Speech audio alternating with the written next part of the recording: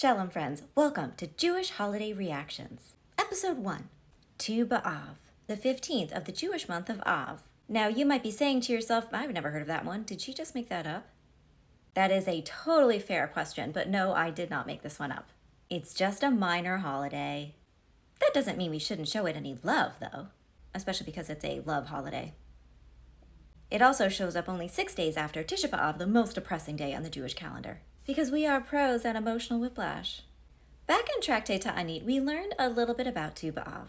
Rabban Shimon ben Gamliel said that back when the temple stood, Tu B'Av was so joyous and it was the best day to go out and find yourself a significant other. On this day, the unmarried women of Jerusalem would go put on their all-white outfits.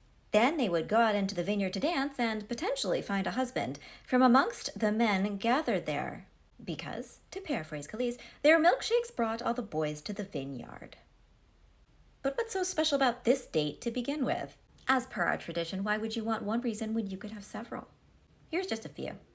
Fun fact, a whole generation of Israelites died in the desert during the 40 years wandering around post-Egypt. Rashi says that this generation used to dig their own graves and then sleep in them because they didn't think they were going to wake up in the morning.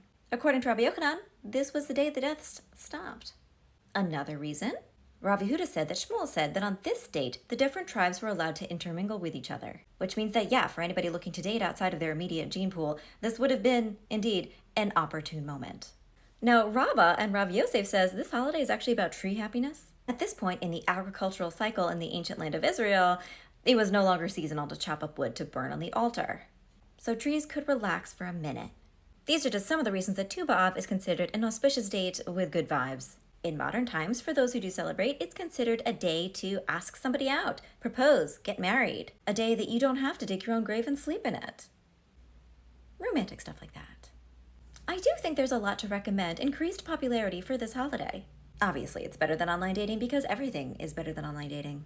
And this is far preferable to having guys slide into your DMs while inexplicably still having their own accounts set to private. Guys, think it through. We could still even have all that vineyard dancing, as long as the meadow next door is designated as a dog park. I will say, though, that bringing back Tu B'Av in a big way could be potentially disastrous for anybody not paying close enough attention. Always, and I mean always, double check the calendar that it's really Tu B'Av. If you see a bunch of people dancing around in white, don't assume that you've stumbled upon a fun Tu B'Av party, especially if you see a man who has been sewn into a bear. At that point, you will need to run because that is not Tu B'Av. That is Midsommar.